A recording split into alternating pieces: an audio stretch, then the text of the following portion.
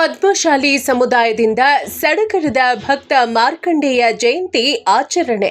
ಆನೇಕಲ್ ಪಟ್ಟಣದ ಐತಿಹಾಸಿಕ ಪದ್ಮಶಾಲಿ ಭಾವನಾರಾಯಣ ದೇವಸ್ಥಾನದಲ್ಲಿ ಪದ್ಮಶಾಲಿ ಕುಲ ಬಾಂಧವರ ವತಿಯಿಂದ ಭಕ್ತ ಮಾರ್ಕಂಡೇಯ ಜಯಂತಿಯನ್ನ ಅತ್ಯಂತ ಸಡಗರ ಮತ್ತು ಭಕ್ತಿಯಿಂದ ಆಚರಿಸಲಾಯಿತು. ಕಾರ್ಯಕ್ರಮವನ್ನು ಉದ್ಘಾಟಿಸಿ ಮಾತನಾಡಿದಂತಹ ಗಣ್ಯರು, ನೂರಾರು ವರ್ಷಗಳಿಂದ ಸಂಪ್ರದಾಯವನ್ನು ಪಾಲಿಸ್ತಾ ಬಂದಿರುವ ನಮಗೆ ಭಕ್ತ ಮಾರ್ಕಂಡೇಯರು ಸಂಸ್ಕಾರಯುತ ಬದುಕಿಗೆ ಪ್ರೇರಣೆಯಾಗಿದ್ದಾರೆ. ಇಂದಿಗೂ ಸಮುದಾಯವು ಶ್ರೇಷ್ಠ ಮುನಿಗಳ ಮತ್ತು ದೈವತ್ವದ ಬಗ್ಗೆ ಅಪಾರ ಗೌರವವನ್ನು ಉಳಿಸಿಕೊಂಡು ಬಂದಿದೆ ಎಂದು ತಿಳಿಸಿದರು. ನೇಕಾರ ಸಮುದಾಯದ ಆರಾಧ್ಯ ದೈವವಾದ ಭಕ್ತ ಮಾರ್ಕಂಡೇಯರು ತಮ್ಮ ಅಚಲ ಭಕ್ತಿಯಿಂದ ವರವನ್ನ ಪಡೆದು ಅದನ್ನ ಲೋಕ ಕಲ್ಯಾಣಕ್ಕಾಗಿ ಮುಡಿಪಾಗಿಟ್ಟವರು.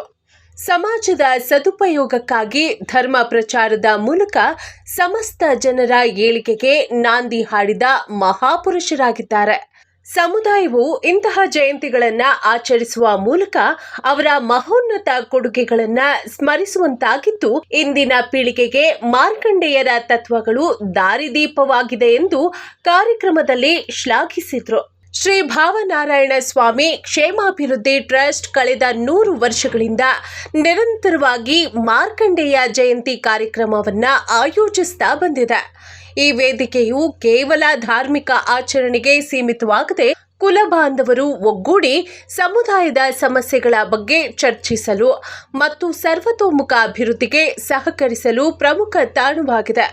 ಪದ್ಮಶಾಲಿ ವಂಶಸ್ಥರು ಪುರಾತನ ಕಾಲದಿಂದಲೂ ಬಟ್ಟೆ ನೇಯ್ದು ಅದನ್ನು ಲಕ್ಷ್ಮೀನಾರಾಯಣ ಸ್ವಾಮಿಗೆ ಅರ್ಪಿಸುವ ಪವಿತ್ರ ಕಾಯಕವನ್ನು ರೂಢಿಸಿಕೊಂಡು ಬಂದಿರುವುದು ಸಮುದಾಯದ ಹೆಮ್ಮೆಯ ಸಂಕೇತವಾಗಿದೆ.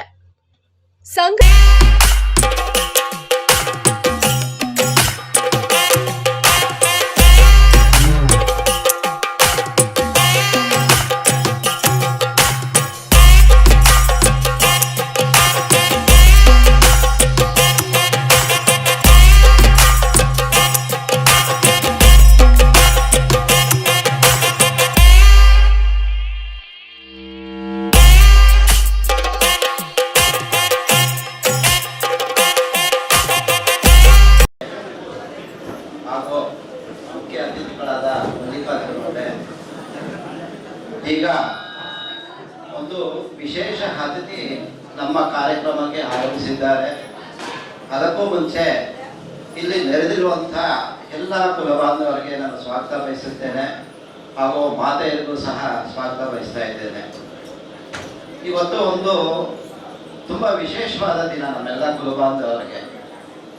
ಕಾರಣ ಏನಪ್ಪ ಅಂತ ಹೇಳಿದ್ರೆ, ಸುಮಾರು 40-45 ವರ್ಷಗಳಿಂದ ನಮ್ಮ ಜಾಗದಲ್ಲಿ ಅನೇಕ ಕಾನೂನು ತೊಡಕೊಳ್ಳಿದ್ದವು. ಅದನ್ನೆಲ್ಲ ನಿವಾರಿಸೋದಕ್ಕೆ ಬಹಳ ಪ್ರಯತ್ನ ಆಗಿದೆ. ಅದು ಸಾಯಿರಾಮ್ ಅವರು ನಿರಂತರವಾಗಿ ಅದಕ್ಕೆ ನಿವಾರಿಸೋದಕ್ಕೆ ಪ್ರಯತ್ನ ಪಟ್ಟರು. ಆದರೆ ಅದೊಂದು ಸಮಯ ಬಂತು ಅಂತ ಹೇಳ್ಬೋದು.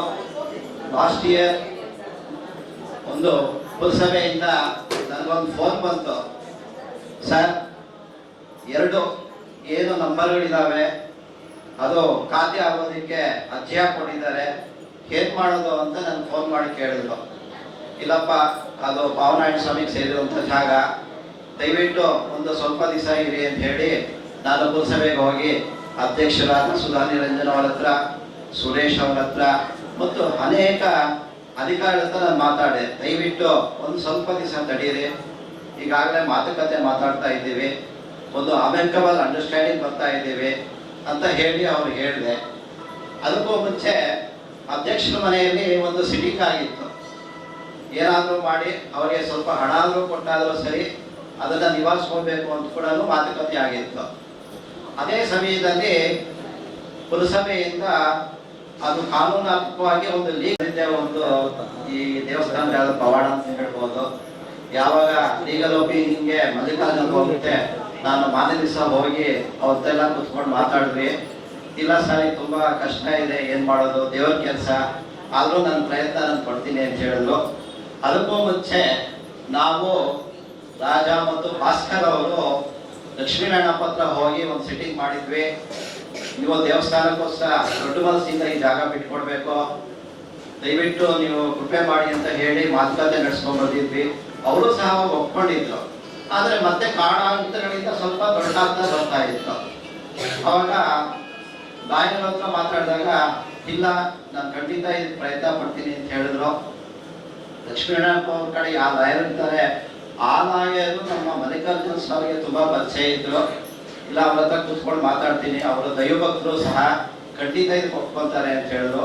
ನಮಗೋಸ್ಕರ ಮಲ್ಲಿಕಾರ್ಜುನ್ ಸರ್ ಅವರು ಸುಮಾರು 2-3 ಬಾರಿ ಅವರ ಲಾಯರ್ ಹತ್ರ ಹೋಗ್ತಾರೆ, ಕೂತ್ಕೊಂಡು ಮಾತಾಡ್ತಾರೆ. ಸರ್ ಇದು ದೇವಸ್ಥಾನ ಸಂಬಂಧಪಟ್ಟಿದ್ದಂಥ ಜಾಗ, ದಯವಿಟ್ಟು ನಿಮ್ಮ ಕ್ಲೈಂಟ್ ಕೇಳಿ ಒಪ್ಸಿ ಅಂತ ಹೇಳಿದಾಗ ಅವರು ದೊಡ್ಡ ಮನಸ್ಸಿಂದ ಆಯ್ತಪ್ಪ ನಾನು ಮಾತಾಡ್ತೀನಿ ಅಂತ ಹೇಳಿ ಒಪ್ಕೊಂಡ್ರು.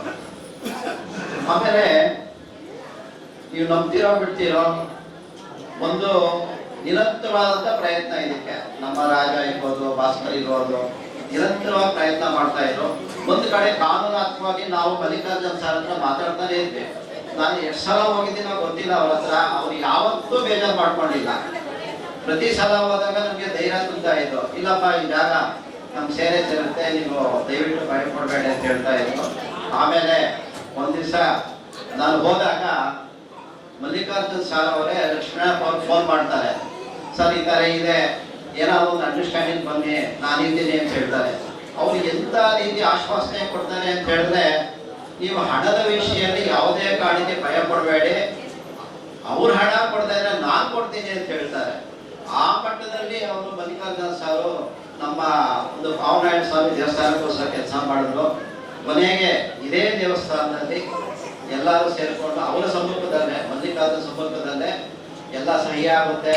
ಪ್ರತಿಯೊಂದು ಸಹಿಯಾಗಿ ಇಡೀ ಅವರ ವಂಶದ ಹೆಸರು ಸಹಿ ತಗೊಂಡು ಒಂದು ಅಂಡರ್ಸ್ಟ್ಯಾಂಡಿಂಗ್ ಕೆಲಸ ಆಗುತ್ತೆ. ನಮಗೆ ಒಂದು ವಿಶೇಷ ಏನು ಅಂತ ಹೇಳಿದ್ರೆ, ಮಲ್ಲಿಕಾರ್ಜುನ ಅವರಿಗೆ ನಿಜವಾಗ್ಲೂ ಭಾವನಾರಾಯಣ ಸ್ವಾಮಿ ಪ್ರೇರಣೆ ಕೊಟ್ಟ ಅಂತ ಅನ್ಸುತ್ತೆ. ಇಲ್ಲೇ ಕುತ್ಕೋಬೇಕಾಗಿತ್ತು, ಯಾಕಂದರೆ ನಮಗೆ ವಿದ್ಯೆ ಕೆಲಸ ಗುರುಗಳು ಇಲ್ಲೇ ಇದ್ದಾರೆ. ನಾನು ಅವ್ರ ಕೈ ಕೆಳಗಡೆ SLC ವರೆಗೂ ಅವ್ರ ಜೊತೆ ಎಲ್ಲ ಕುತ್ಕೊಂಡಿದ್ದೀನಿ. ಅವ್ರ ಆಶೀರ್ವಾದದಿಂದ ನಾವು ಇವತ್ತು ಈ ಮಟ್ಟಕ್ಕೆ ವಕೀಲನಾಗಿ ಬೆಳೆದಿದ್ದೀನಿ. ನಮಗೆಲ್ಲ ಕೊಡೋದು ಭಗವಂತನೇ, ತಗೊಳ್ಳೋದು ಭಗವಂತನೇ. ಆ ಭಗವಂತನ ಸೇವೆ ಸಿಗೋದೇ ನಮ್ಗೆ ಅದೃಷ್ಟ. ಅಂತ ನಮ್ಗೆ ಅಂತ ಅವಕಾಶ ಸಿಕ್ಕಾಗ ನಾವು ಸೇವೆ ಸಲ್ಲಿಸ್ಬೇಕೇ ಹೊರತು ನಾವು ಅದರಿಂದ ನಾವು ಲಾಭ ಪಡ್ಕೋಬಾರ್ದು. ಹೀಗಾಗಿ ನಾನು ದೇವರ ಕಾರ್ಯ ಮುಂದೊತ್ತಿದ್ದಾಗ ನಾನು ಸಿಕ್ಕಿರೋ ಒಂದು ಅದೃಷ್ಟನ ನಾನು ಯೂಸ್ ಮಾಡ್ಕೋಬೇಕು ಅನ್ನೋ ಉದ್ದೇಶದಿಂದ ಏನು ನನ್ನ ಹತ್ರ ಬಂದಾಗ ಕೇಳ್ಕೊಂಡ್ರು. ನಾನು ಅವ್ರ ಹತ್ರ ಮಾತಾಡಿದೆ, ಹೈಕೋರ್ಟ್ ಲಾಯರ್ ಹತ್ರ ಮಾತಾಡಿದೆ, ಮುಗಿಸ್ಕೊಟ್ಟೆ. ಈಗೆಲ್ಲ ಕಾನೂನಾತ್ಮಕವಾಗಿ ಎಲ್ಲ ದೇವಸ್ಥಾನದ ಹೆಸರಿಗೆ ಆಗಿದೆ. ಖಾತೆ ಒಂದು ಪೆಂಡಿಂಗ್ ಇರಬೇಕು, ಅದು ಶೀಘ್ರದಲ್ಲಿ ಆಗುತ್ತೆ. ಭಗವಂತ ಏನು ಇದೆಲ್ಲ ನಾವೇನು ಅವರ ಎಲ್ರಿಗೂ ಒಳ್ಳೇದು ಮಾಡಲಿ ಅಂತ ಕೇಳಿ ತಾವೆಲ್ಲ ನನಗೆ ಆಶೀರ್ವಾದ ಮಾಡಿ ಅಂತ ಕೇಳಿ. ಚುನಾವಣೆ ಸಂದರ್ಭದಲ್ಲಿ ನಮ್ಮ ಈ ದೇವಸ್ಥಾನಕ್ಕೆ ನಾನು ಬಂದಿದ್ದೆ. ನಾನು ಮರ್ತಿದ್ದೆ, ಚುನಾವಣೆ ಬರದಲ್ಲಿ ಇನ್ನೇನು ಒಂದಷ್ಟು ಜನ ತಮ್ಮ ಸಮುದಾಯದ ಕಾರ್ಯಕರ್ತರನ್ನು ಕರ್ಕೊಂಡು ಬಂದಿದ್ರು. ಹಾಗಾಗಿ ನನಗೆ ಒಂದು ಪ್ರಶ್ನೆಯನ್ನು ಸಹ ಹಾಕಿದ್ರು. ಆಗ ನಮ್ಮ ಭಾವನಾರಾಯಣ ಸ್ವಾಮಿ ಕ್ಷೇತ್ರ ಅಭಿವೃದ್ಧಿ ತಕ್ಷಣ ಅಧ್ಯಕ್ಷರಿಗೂ ಎಲ್ಲ ಗೊತ್ತಿಲ್ಲ ಅವತ್ತಿನ ದಿನ. ಈ ಭಾಗದ ಎಲ್ಲ ನಮ್ಮ ಹಿರಿಯ ನಾಯಕರು, ಸ್ವಯಂ ಸೇವಕ ಸಂಘದವರು ಎಲ್ಲರೂ ಸಹ ಕರ್ಕೊಂಡ್ಬಂದು ಇದೇ ದೇವಸ್ಥಾನದಲ್ಲಿ ಕೂರಿಸಿ ನಾವು ಒಂದು ಸಭಾಂಗಣನೋ ಮತ್ತೆ ಏನೋ ಒಂದು ಭವನ ಕಟ್ಟಬೇಕು ಅಂತ ಕೇಳ್ಕೊಂಡಿದ್ದು. ನನಗೆ ಆ ಚುನಾವಣೆ ಬರದಲ್ಲಿ, ಚುನಾವಣೆ ಸೋತ ನಂತರದಲ್ಲಿ ನಾನು ಬಂದಿಲ್ಲ. ಈಗ ಯಾವುದು ಚುನಾವಣೆ ಸಹ ಇಲ್ಲ.